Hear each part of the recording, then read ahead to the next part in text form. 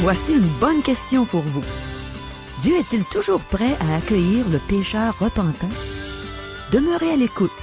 La parole de Dieu va nous dévoiler la réponse aujourd'hui même à l'émission À travers la Bible.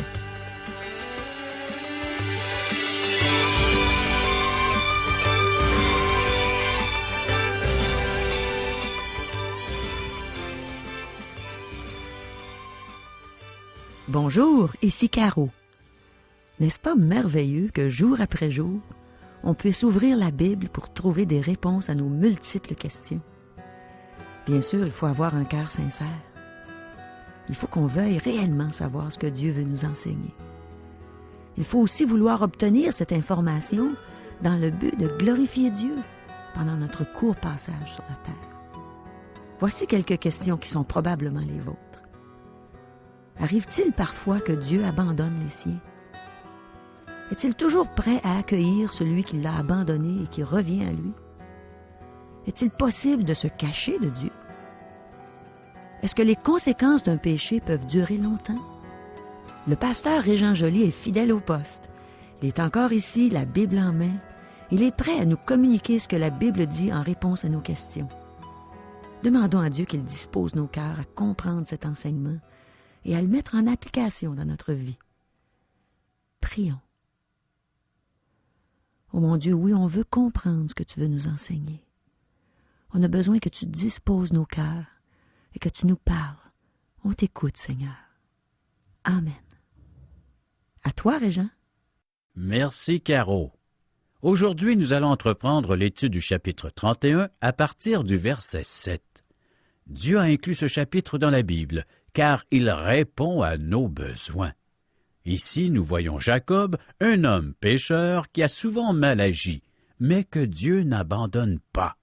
Que ce fait soit un encouragement pour nous tous. Dieu n'abandonne jamais les siens. Lorsque nous revenons à lui, il nous accueille toujours. S'il accueille un Jacob ou une personne comme moi, il est disposé à accueillir quiconque vient à lui. Jacob n'a pas eu la vie facile au cours des 20 dernières années, alors qu'il travaillait pour son oncle Laban. Ce fut tout un apprentissage des réalités de la vie. Jacob en a ras-le-bol de toute la pression qu'il a subie au cours de ces années. Dieu lui a tout de même permis de prospérer, et Laban ainsi que ses fils le regardent maintenant d'un mauvais œil. Dieu a donc ordonné à Jacob de retourner dans le pays de sa naissance. Jacob consulte ses épouses, Rachel et Léa, et il discute de son départ avec elles. Il leur exprime le profond de sa pensée. Lisons Genèse 31, verset 7. « Et votre père s'est joué de moi, et a changé 10 fois mon salaire, mais Dieu ne lui a pas permis de me faire du mal. » Est-ce que Jacob commence à se plaindre? Je crois que oui. Nous le verrons un peu plus loin. Il explique à ses épouses ce qui s'est produit, ce qu'il a fait. Il a expliqué comment il a profité de l'occasion qui s'est présentée à lui sans tricher ou voler. Il n'a pas été malhonnête dans cette affaire. Il l'a été à plusieurs reprises dans le passé, mais pas cette fois-ci. Il a employé une méthode que de nombreuses personnes d'affaires auraient utilisée dans les mêmes circonstances. Il n'a fait aucun tort à Laban. Sa manière de procéder fut légitime. Poursuivons notre lecture, les versets 8 à 10. Quand il disait « Les tachetés seront ton salaire », toutes les brebis faisaient des petits tachetés. Et quand il disait « Les rayés seront ton salaire », toutes les brebis faisaient des petits rayés. Dieu a pris à votre père son troupeau et me l'a donné. Au temps où les brebis entraient en chaleur, je levai les yeux et je vis en songe que les boucs qui couvraient les brebis étaient rayés, tachetés et marquetés. Dieu a béni Jacob au point que Laban et ses fils en sont jaloux, et ils haïssent maintenant Jacob. Tout en donnant ses explications à ses épouses, il dit aussi pourquoi il veut partir. Versets 11 et 12. « Et l'ange de Dieu me dit en songe, « Jacob. » Je répondis, « Me voici. » Il dit, « Lève les yeux et regarde, tous les boucs qui couvrent les brebis sont rayés, tachetés et marquetés, car j'ai vu tout ce que te fait Laban. » À la dernière émission, il se peut que vous ayez pensé que je n'ai pas donné une explication satisfaisante à ce que faisait Jacob en plaçant des bandes blanches pelées de branches dans les abreuvoirs pour obtenir des brebis marquetées et tachetées. C'est parce que j'admets que plusieurs explications ont été proposées, mais j'attendais aussi que nous arrivions à ce verset. Dieu dit que c'est lui qui a permis que les boucs rayés et tachetés couvrent les brebis.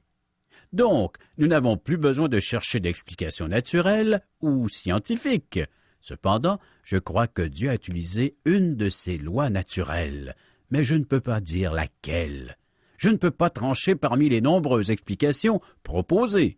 Choisissez celle que vous désirez, mais j'aime bien celle-ci, car j'ai vu tout ce que te fait Laban.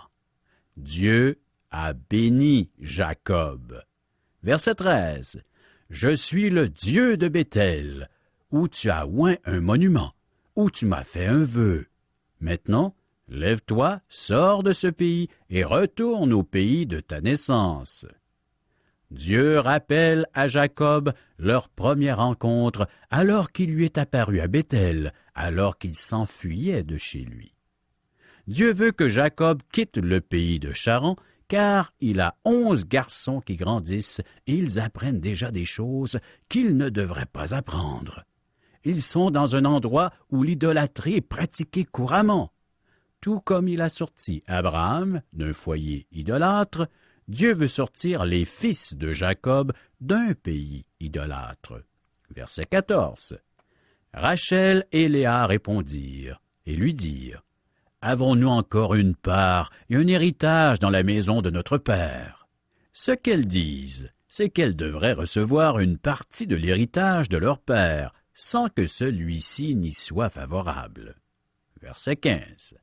Ne sommes-nous pas regardés par lui comme des étrangères, puisqu'il nous a vendus et qu'il a mangé notre argent? Il est impossible de faire confiance à Laban, mes amis. Malheureusement, de nombreux chrétiens qui gèrent mal leur argent et qui ont accumulé de nombreuses dettes démontrent qu'ils ne sont pas dignes de confiance. Notre façon de gérer les biens que Dieu nous confie montre où nous en sommes spirituellement. Je pourrais vous raconter des histoires qui vous étonneraient et vous scandaliseraient. Même des leaders du monde chrétien se rendent parfois coupables dans le domaine des finances. Verset 16. Toute la richesse que Dieu a ôtée à notre Père appartient à nous et à nos enfants. Fais maintenant tout ce que Dieu t'a dit. J'admire ces deux femmes. Elles disent à leur mari de faire ce qu'ils désirent. Autrement dit, nous t'appuyons et il semble que notre Père nous a dépouillés de notre héritage. Versets 17 à 19. Jacob se leva, et il fit monter ses enfants et ses femmes sur les chameaux. Il emmena tout son troupeau et tous les biens qu'il possédait, le troupeau qui lui appartenait, qu'il avait acquis à Padam-Aram, et il s'en alla vers Isaac, son père, au pays de Canaan. Tandis que Laban était allé tondre ses brebis, Rachel déroba les téraphimes de son père. Arrêtons-nous ici une minute. Nous apprenons quelque chose d'intéressant. Jacob s'enfuit de nouveau. Il doit se dépêcher de partir. Il n'est pas entièrement responsable de cette situation, mais il l'était lorsqu'il a dû fuir le foyer paternel. Il rassembla tous ses troupeaux et se prépara à partir. Ses épouses n'ont pas eu l'occasion de faire beaucoup de bagages. Cependant, Rachel a dérobé les téraphimes, des idoles miniatures de son père. Je vous ai dit que le foyer de Laban pratiquait l'idolâtrie. Dieu ne voulait pas que les garçons soient élevés dans cet environnement. Cependant, Rachel y a été élevée. Elle a voulu prendre ses dieux avec elle. Elle a un concept primitif de Dieu. Jacob pensait fuir Dieu, mais celui-ci lui était apparu à Béthel. Il a découvert qu'on ne peut se cacher de Dieu. David aussi l'a compris. Il a dit, dans le psaume 139, verset 8, et je cite, « Si je me couche au séjour des morts, t'y voilà. Même la mort ne peut nous cacher de Dieu. Si l'on monte dans les cieux, on ne peut pas fuir Dieu, même pas en allant sur la lune. Selon certains historiens et archéologues qui ont étudié la culture des Étiens, c'est l'héritier qui avait la possession des téraphim, les dieux de la famille. En dérobant les statuettes, Rachel protégeait son droit à l'héritage. Les statuettes auraient fait de Jacob l'héritier de Laban. Verset 20. Et Jacob trompa Laban, l'araméen, en ne l'avertissant pas de sa fuite. Jacob a profité du fait que Laban était allé tondre ses moutons. Donc, cela a permis à Jacob de prendre une bonne avance lors de sa fuite. Versets 21 à 23. Il s'enfuit avec tout ce qui lui appartenait. Il se leva, traversa le fleuve et se dirigea vers la montagne de Galaad. Le 3e jour, on annonça à Laban que Jacob s'était enfui. Il prit avec lui ses frères, le poursuivit 7 journées de marche et l'atteignit à la montagne de Galaad. Jacob a déjà parcouru une grande distance lorsque Laban le rattrape. En effet, le mont Galaad est à l'est de la rivière Jourdain. Laban a dû voyager très rapidement et il n'a pas de bonnes intentions. Il devait être suffisamment en colère pour le tuer, et il l'aurait probablement fait si Dieu n'était pas intervenu. Verset 24. Mais Dieu apparut la nuit en songe à Laban, l'araméen, et lui dit, « Garde-toi de parler à Jacob, ni en bien, ni en mal. » Autrement dit, fais attention à ce que tu dis et ce que tu fais. Verset 25. Laban atteignit donc Jacob. Jacob avait dressé sa tente sur la montagne. Laban dressa aussi la sienne avec ses frères sur la montagne de Galaad. Maintenant, observez Laban. C'est un homme rusé. Il poursuit Jacob dans un état de rage, désirant le faire périr et récupérer tous les biens de Jacob. Il voulait reprendre ses filles et les garçons. Dieu a dû intervenir afin qu'il ne mette pas la main sur Jacob. Verset 26. Voyez comment rusé est Laban. C'est un véritable diplomate. Faisons la lecture. Alors Laban dit à Jacob, « Qu'as-tu fait? Pourquoi m'as-tu trompé? Et emmènes-tu mes filles comme des captives par l'épée? » Tout pour que Jacob se sente coupable. Verset 27. Pourquoi as-tu pris la fuite en cachette? M'as-tu trompé? Et m'as-tu point averti? Je t'aurais laissé partir au milieu des réjouissances et des chants au son du tambourin et de la harpe. Laban affirme qu'il aurait organisé une grosse fête d'adieu pour Jacob. Cela aurait été de véritables réjouissances. Je ne pense pas qu'il l'aurait fait. Écoutons la suite. Lisons les versets 28 et 29. « Tu ne m'as pas permis d'embrasser mes fils et mes filles. C'est en insensé que tu as agi. Ma main est assez forte pour vous faire du mal, mais le Dieu de votre père m'a dit hier, « Garde-toi de parler à Jacob, ni en bien, ni en mal. » Laban informe Jacob que Dieu l'a empêché de porter la main sur lui. Versets 30 et 31. « Maintenant que tu es parti, parce que tu languissais après la maison de ton père, pourquoi as-tu dérobé mes dieux? » Jacob répondit et dit à Laban, « J'avais de la crainte à la pensée que tu m'enlèverais peut-être tes filles. » Il ne dit rien au sujet des statuettes, car il ignore que Rachel les a en sa possession. Il explique pourquoi il est parti sans faire ses adieux. Jacob a dit à Laban qu'il craignait qu'il ne le laisserait pas partir avec ses filles, sa famille et ses biens. Verset 32. Mais périsse celui auprès duquel tu trouveras tes dieux, en présence de nos frères. Examine ce qui t'appartient chez moi et prends-le. Jacob ne savait pas que Rachel les avait dérobés. Les deux hommes se méfiaient l'un de l'autre. Laban n'a pas cru Jacob. S'il avait pu se faire confiance, les 20 ans passés ensemble auraient été très agréables. Versets 33-35. Laban entra dans la tente de Jacob, dans la tente de Léa, dans la tente des deux servantes, et il ne trouva rien. il sortit de la tente de Léa et entra dans la tente de Rachel. Rachel avait pris les téraphim, les avait mis sous le bas du chameau et s'était assise dessus. Laban fouilla toute la tente et ne trouva rien. Elle dit à son père, « Que mon seigneur ne se fâche point, si je ne puis me lever devant toi, car j'ai ce qui est ordinaire aux femmes. » Il chercha et ne trouva point les téraphim. Rachel avait de qui tenir. Elle cache les téraphim sous le bas du chameau et s'assoit sur celui-ci, affirmant qu'elle ne pouvait pas se lever à cause de ses menstruations. Nous avons un portrait exact de cette famille dans cette scène qui est devant nous. Versets 36 et 37. Jacob s'irrita et querella Laban. Il reprit la parole et lui dit, « Quel est mon crime? Quel est mon péché que tu me poursuives avec tant d'ardeur? Quand tu as fouillé tous mes effets, qu'as-tu trouvé des effets de ta maison?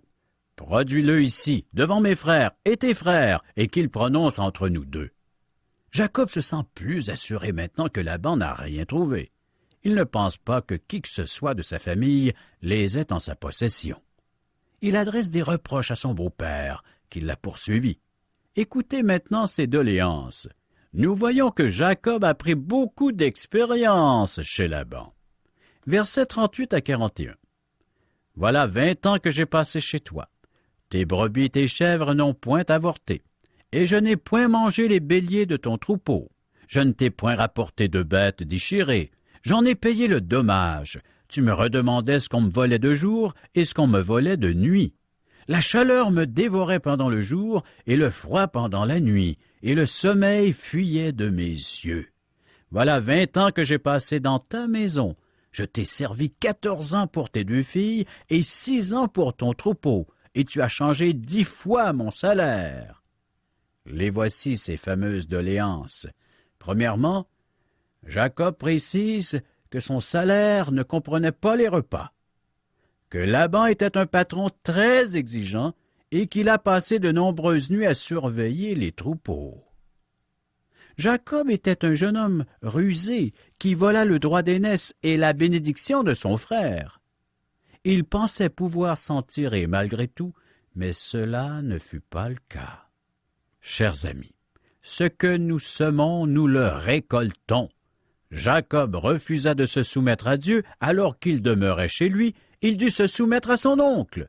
Jacob vint en quête d'une épouse et de dignité, il devint un serviteur. Dieu respecte le droit de l'aîné et Jacob trompa son père. Il fut alors trompé par son beau-père. Jacob crut épouser la sœur cadette alors que son beau-père substitua l'aîné à sa place.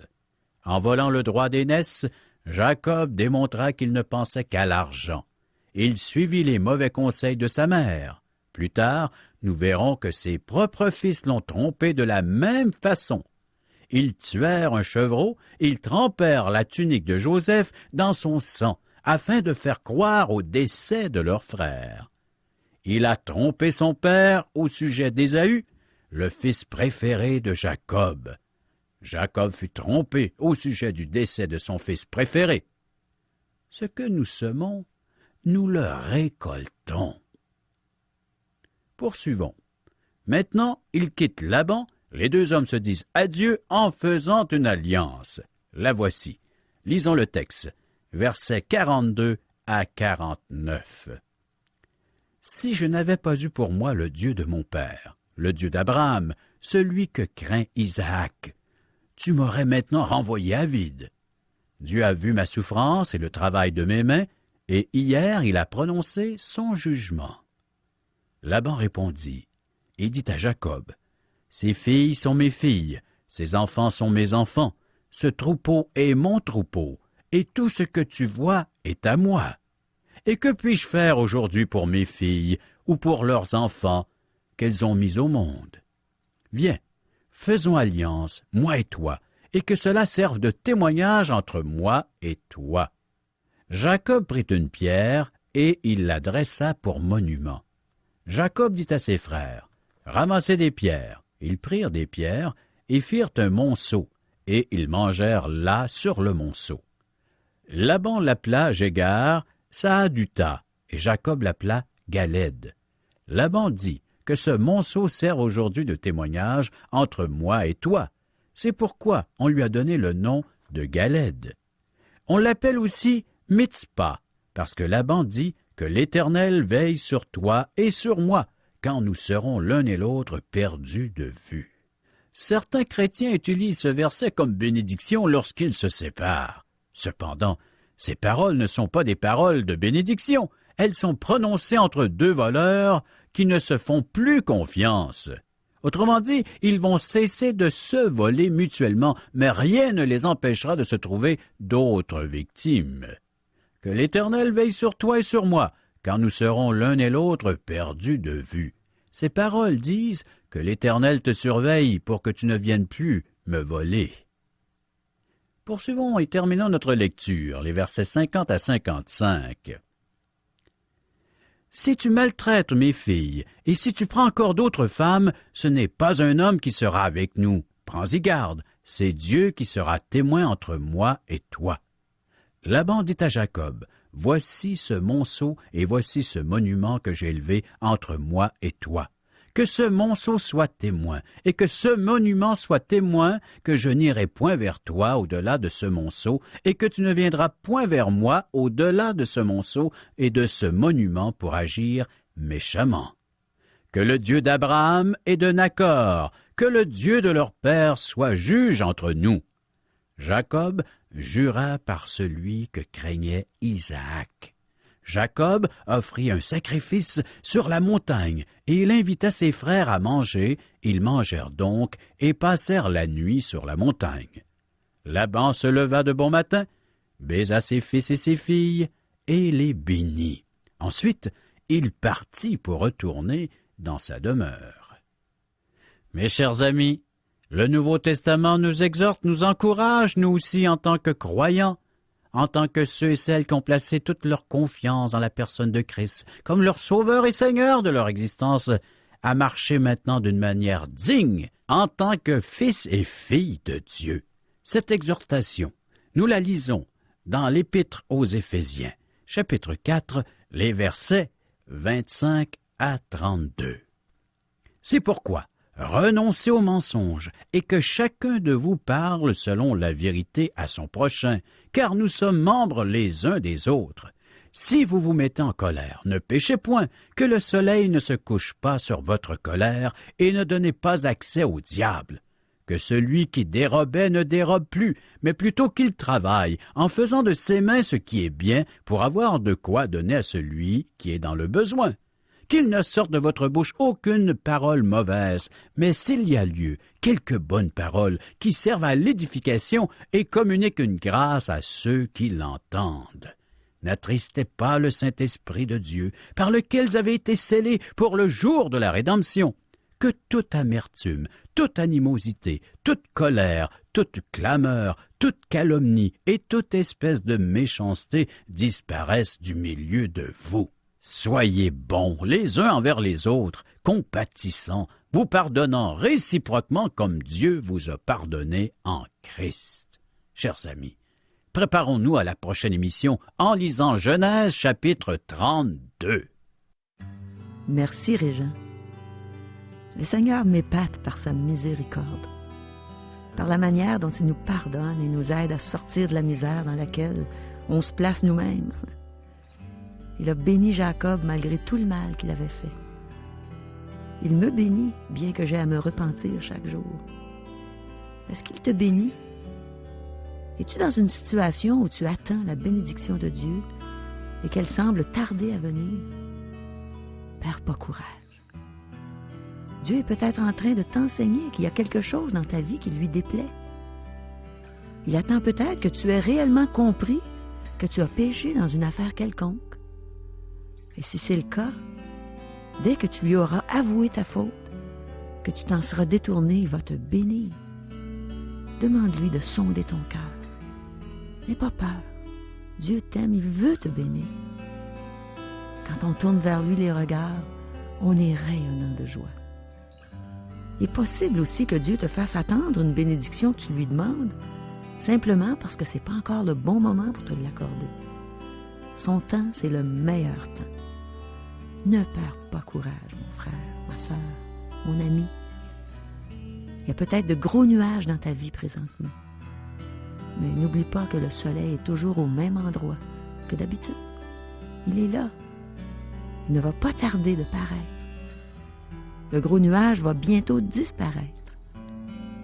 Donc le Seigneur est là.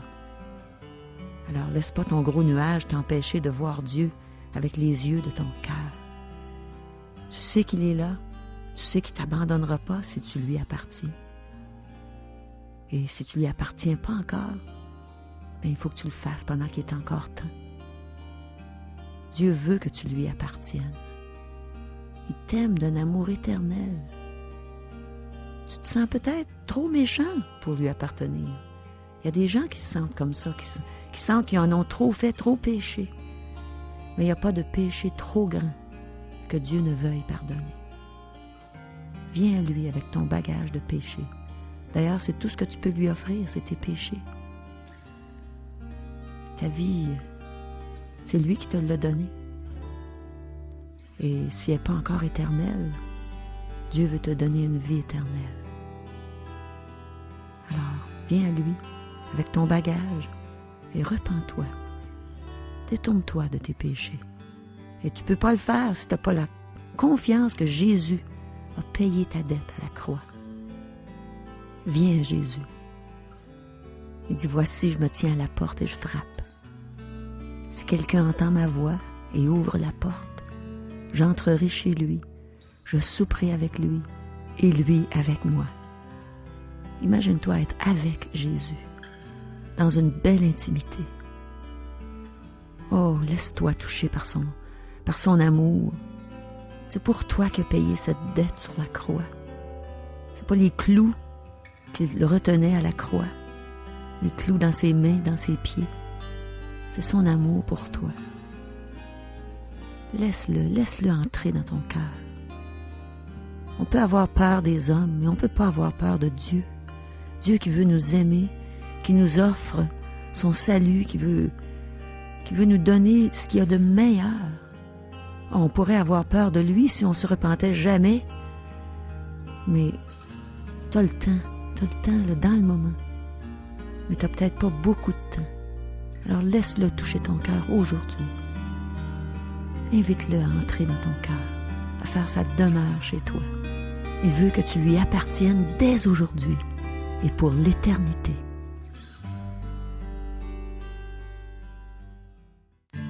Vous avez des commentaires? Des questions? Vous aimeriez savoir ce que la Bible a à dire sur tel ou tel sujet? Écrivez-nous.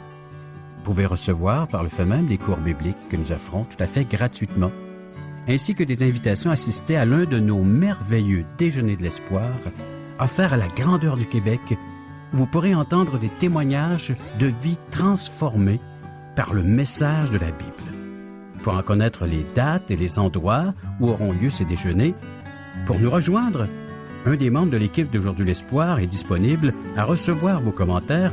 Vous composez le numéro de téléphone suivant, 1-877-l'Espoir, 1-877-l'Espoir, ou via notre site Internet www.espoir.ca, ou bien vous nous écrivez à Aujourd'hui l'Espoir, 6640 3e Avenue Ouest, Charlebourg, Québec, le code G1H 6H4.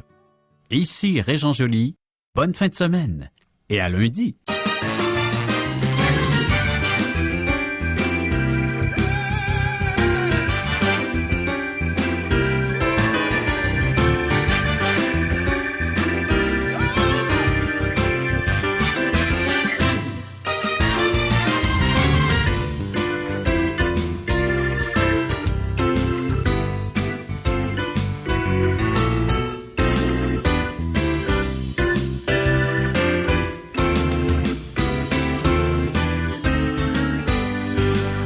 Cette émission vous a été présentée par Radio Espoir.